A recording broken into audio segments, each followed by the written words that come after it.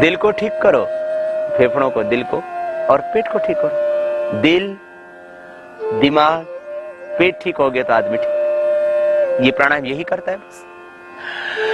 और बाह्य प्राणायाम के बाद में अग्निसार, अग्निसार के बाद में अनुलोम विलोम भ्रामरी उद्गीत। फिर थोड़े से आपको आसन भी बता देंगे जिनको आप रोज कर सकते हैं। एक खास बात बीच में ही, जिनको कॉन्स्टिपेशन है वे बीच में प्राणायाम करते करते जब थकान लगे तो एक्यूप्रेशर कर सकते हैं। एक्यूप्रेशर के मुख्य पॉइंट कॉन्स्टिपेशन के लिए और बवासीर के लिए। एक तो ये पॉइंट, ये जो भाग है ये आंतों के लिए, यहां पर ये जिनको कॉन्स्टिपेशन है, कॉन्स्टिपेशन के लिए जरूरी एक्यूप्रेशर, क्योंकि हमारी प्रक्रिया में सबसे पहले हम महत्व देते हैं प्राणायाम को, उसके बाद सूक्ष्म व्यायाम आसन, फिर उसके बाद ये एक्यूप्रेशर, फिर प्रकृति से उपचार और फिर आयुर्वेद। ये क्रम है। ये कॉन्स्टिपेशन के लिए यहां से ये भाग आंतों को स्वस्थ बनाएगा, इससे कॉन्स्टिपेशन मिटेगा यहां से। और ये फिर स्टमक का पॉइंट भी दबा लेना, ये स्टमक का पॉइंट, ये स्टमक का पॉइंट यहां से, ये थायराइड का, इसके ऊपर ये कॉन्स्टिपेशन के लिए, गैस के लिए, पेट के लिए। और एक बवासीर का खास पॉइंट और बता देते हैं। अंगूठे के नीचे हड्डी, यहां से अंगूठे के जस्ट नीचे आइए धीरे धीरे, और कलाई के ऊपर यहां जो उठी हुई हड्डी है यहां पर दबाइए। ये हाथ में इसी तरह से दोनों हाथों में, दोनों पैरों में पॉइंट है ये आपको कॉन्स्टिपेशन के पॉइंट खास।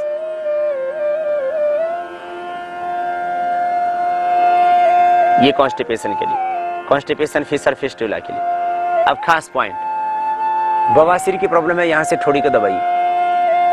ठोड़ी को यूं दबाने से कॉन्स्टिपेशन दूर होता है, कब्ज, कॉन्स्टिपेशन। और शौच जाते समय दांतों को दबाइए, दांत भी स्वस्थ होंगे और कॉन्स्टिपेशन नहीं होगा। दांत दबा करके शौच जाइए आप। और शौच जाने के लिए इंडियन टॉयलेट में बैठिए। यदि आपको घुटनों में बहुत ज्यादा दर्द है तो मैं नहीं कहता, बाकी आप इंडियन टॉयलेट में यूं बैठते हैं, इससे कॉन्स्टिपेशन ऐसे ही नहीं होता। ये जो कमबोर्ड है इसी ने आदमी को कॉन्स्टिपेशन कर दिया और इसीलिए आदमी के पेट खराब हो गया। ऐसे बैठना, भारतीय स्टाइल से टॉयलेट जाना, भारतीय स्टाइल से खाना खाना, ये अपने आप में लाभप्रद है। देखो ये आंतों के पॉइंट, पिंडली दबाने से आंतें ठीक हो जाती है। उल्टे लेट करके या तो किसी दूसरे व्यक्ति से दबाएं या खुद भी ये पिंडलियां दबाएं, इससे आपके आंतें स्वस्थ हो जाएंगी। ये दबाइए पिंडलियां पीछे से, जो काफ है इसको दबाना है। पिंडली दबाने से आपकी आंतें स्वस्थ हो जाएंगी। ये दबाइए पिंडलियां, पिंडली दबाने से आंतें स्वस्थ हो जाती हैं। दूसरे व्यक्ति से दबा लीजिए आप। पेट में गैस है वो भी खत्म हो जाएगी, इससे आंतें स्वस्थ होंगी। अल्सर की प्रॉब्लम दूर होगी, कोलाइटिस की, मुकस, आंख की प्रॉब्लम दूर होगी। पेट की सारी समस्याएं, पेट जिनका दुखता रहता है, आंतों पर सूजन है, लीवर पर सूजन है, सब ये पिंडली दबाने से ठीक हो जाती है। ये बहुत अच्छी चीज है, इसको भी कीजिए। थोड़ा प्रकृति का सहारा ले। यदि आपको बहुत ज्यादा बवासीर है, फिशर की प्रॉब्लम है, तो आप जो एक हम घरेलू उपचार बताते हैं, सुबह खाली पेट प्राणायाम आदि करने के बाद खाली पेट नाश्ता आदि करने से 1 घंटा पहले कम से कम गाय का गर्म करके ठंडा दूध, गर्म करके ठंडा किया हुआ दूध 1 कप, 1 नींबू ले लीजिए। नींबू को हाथ में पकड़ के 11 बार ओम या गायत्री का ध्यान कीजिए, जाप कीजिए। काट लीजिए उस नींबू को और डाल करके उस ठंडे गाय के दूध में, 1 कप दूध में उसको यूं डालना और तुरंत पी जाना। 1 बार से लेकर के 3 बार, किसी किसी को 7 बार ये प्रयोग करना पड़ता है, सुबह सुबह खाली पेट। 3 से 7 दिन में कैसी भी बवासीर हो, फिशर हो, फिस्टुला हो, ठीक होता है। किसी को इससे लाभ ना हो तो एक दूसरा उपाय, कपूर, देसी कपूर, दवा वाला कपूर, ढेला कपूर, भीमसेनी कपूर, ये अलग अलग उसी देसी दवा वाले कपूर के नाम। देसी कपूर, ढेला कपूर, भीमसेनी कपूर, दवा वाला कपूर चने के बराबर ले लेना। ज्यादा बड़ा लेंगे तो चक्कर आएंगे, इसलिए चने के बराबर ही ले। जो बताया जा रहा है उसका ध्यान से सुने। चने के बराबर कपूर लेकर के सुबह खाली पेट एक केले के छोटे टुकड़े में डालिए, खाली पेट निकल जाइए। ये बवासीर के लिए, फिशर के लिए बहुत ही अच्छी चीज है। खूनी बादी दोनों तरह की बवासीर केले से, कपूर से ठीक हो जाती है। नींबू का प्रयोग, कपूर वाला प्रयोग, ये दोनों भी यदि किसी को न सफल हो फिर भी तो क्या करना, नारियल जो होता है उसके ऊपर दाढ़ी होती है, तो नारियल की जो भूरे रेशे की जो दाढ़ी होती है उसको राख बना ले, और राख बना करके 3-3 ग्राम सुबह दोपहर शाम 3 बार छाछ से ले लें। ऐसा एक ही दिन प्रयोग करने से ओवर ब्लीडिंग की प्रॉब्लम और ब्लीडिंग वाली बवासीर ठीक हो जाती है। नारियल के जो रेशे हैं भूरे रंग के, उनकी भस्म राख बना करके छाछ से सुबह दोपहर शाम 3 बार 3-3 ग्राम ले लेना। फिर भी यदि किसी को बवासीर है तो एक घर में एक दवाई बना लेना। क्या? बकायन। बकायन गोल गोल उसकी जो है गुठली होती है, बकायन 100 ग्राम, नीम की निमोली 100 ग्राम,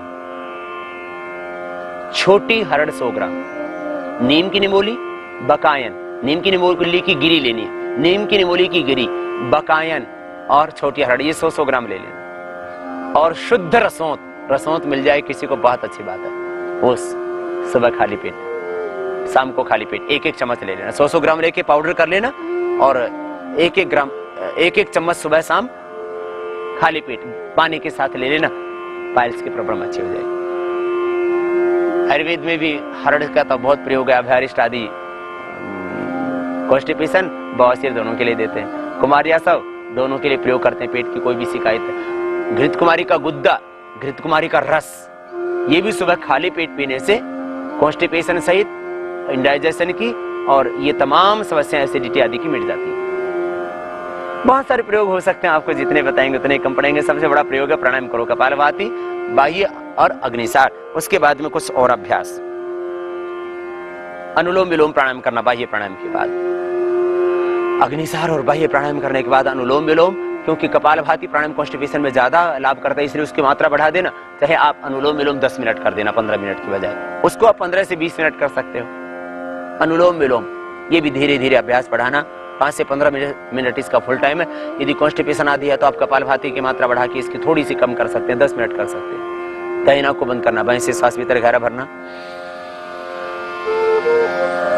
दाएं से बाहर छोड़ देना, फिर दाएं से लेना,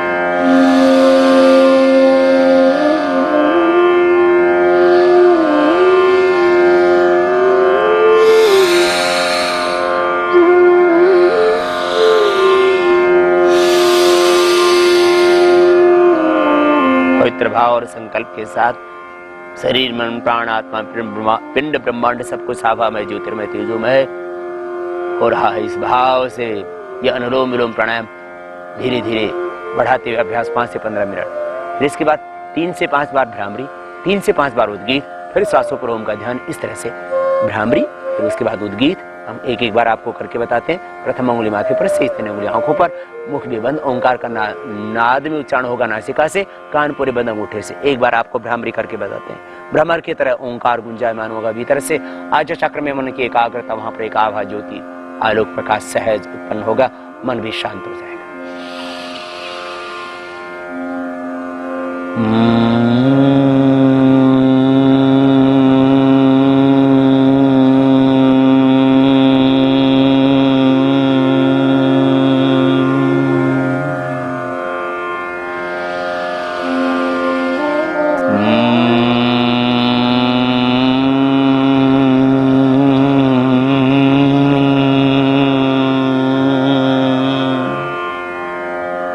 इस तरह से 3 से 5 बार आप कर सकते हो। फिर उद्गीत प्राणायाम।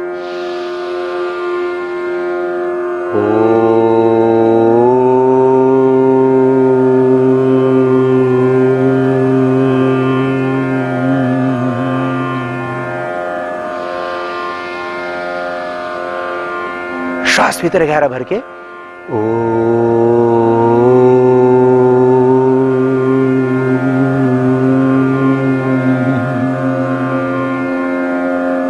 लंबा गहरा श्वास पर इस तरह से 3 से 5 बार प्रतिदिन उद्गीत कराएं। फिर श्वासों पर ओम का ध्यान, मौन हो, साक्षी हो, सहज भाव से श्वासों की गति को देखना।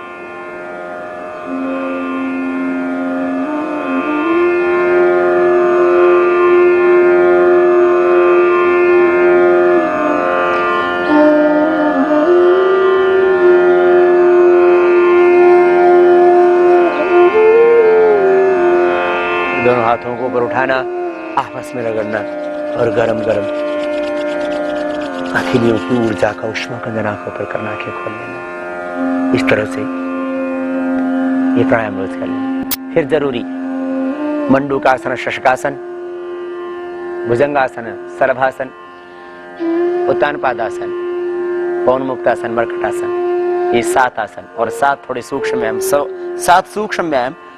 दोनों पैर सामने खोल ले, आगे पीछे पैरों को भी दबा ले। ये पैर के लिए जरूरी प्रक्रिया, ये बॉडी की स्टिफनेस को दूर करने के लिए भी प्राणायाम के बाद रोज कर लिया करें। इससे बॉडी के जॉइंट हमेशा स्वस्थ रहेंगे।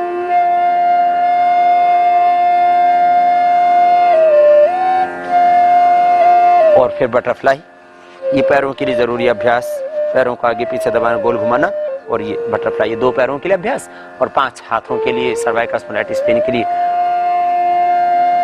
रोज ये 7 सूक्ष्म व्यायाम की प्रक्रिया आप कर लेना। बहुत ज्यादा आपको कॉन्स्टिपेशन है तो अति बला के भी 3 से 5 पत्ते सुबह शाम खाली पेट आप ले सकते हैं। अति बला, बला की 4 प्रजातियां होती हैं, उसमें एक प्रजाति है अति बला की। 4 पत्ते भी ले सकते हैं। जिस तरह से गेहूं के जवारे का जूस हमने बताया, से आप घृत कुमारी, ग्वार पट्टे का जूस भी ले सकते हैं।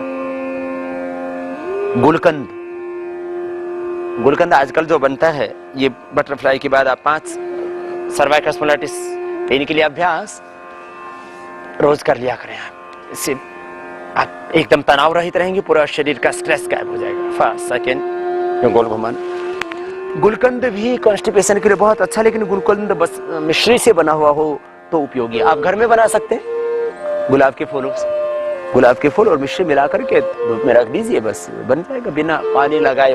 बस पानी नहीं लगना चाहिए उसमें। गुलकंद भी बहुत अच्छी चीज है। बड़ा आसन में बना। पहले छोटी छोटी चीजें माताएं भी जाना करती थी।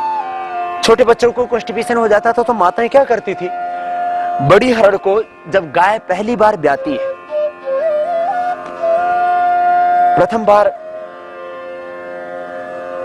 जब वह मां बनती है गाय, या उसके बाद भी जो गाय का जो पहले दिन का दूध है, ब्याने के बाद दोनों हाथों को ऊपर उठा ले, उस दूध में बड़ी हरड़ को भिगो दिया करती थी। और उस बड़ी हरड़ के भिगोने के बाद में उसको घिस करके पिला दिया करती थी। तो छोटे बच्चों को जो कॉन्स्टिपेशन होता है उसमें बहुत अच्छी होती थी। एक दूसरे के विरुद्ध दबाव। शंख प्रक्षालन की क्रिया भी कॉन्स्टिपेशन के लिए बहुत अच्छी होती है। अब वो क्रिया हजारों करोड़ों लोगों को नहीं करवाई जा सकती। कुछ लोगों के समूह में उस क्रिया का अभ्यास भी किया जा सकता है। शंख प्रक्षालन, पानी पी करके 5 आसन किए जाते हैं। और अब आपको जो मुख्य आसन है कॉन्स्टिपेशन के लिए, इसको बता देते हैं। आप रोज इसको जरूर कर लेना। ज्यादा कॉन्स्टिपेशन है तो 5 बार, 10 बार, 15 बार कर लेना। आप मंडूकासन के जरूरी अभ्यास, कपालभाति और मंडूकासन मुख्य अभ्यास। अंगूठा अंदर अंगुलियों पर, नाभि के दोनों ओर मुट्ठियां लगाएंगे, श्वास बाहर छोड़ेंगे, आगे झुक जाएंगे। कमर में दर्द है तो आगे नहीं झुकना, बस इतना ध्यान रखना।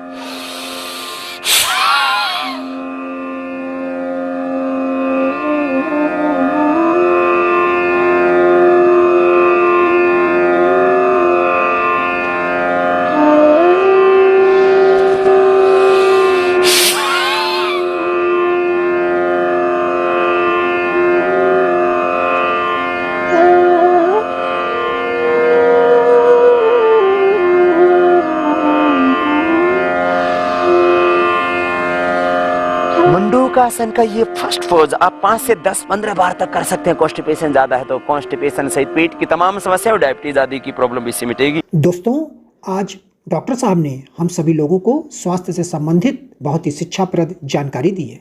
आशा करता हूं कि यह स्वास्थ्य संबंधी शिक्षाप्रद जानकारी आप लोगों को अवश्य पसंद आई होगी। तो दोस्तों, अगर या वीडियो आप लोगों को पसंद आया हो तो वीडियो को लाइक करें और अधिक से अधिक लोगों को शेयर भी करें, जिससे और भी लोग या शिक्षाप्रद स्वास्थ्य संबंधी जानकारी का अपने जीवन में लाभ उठा सकें।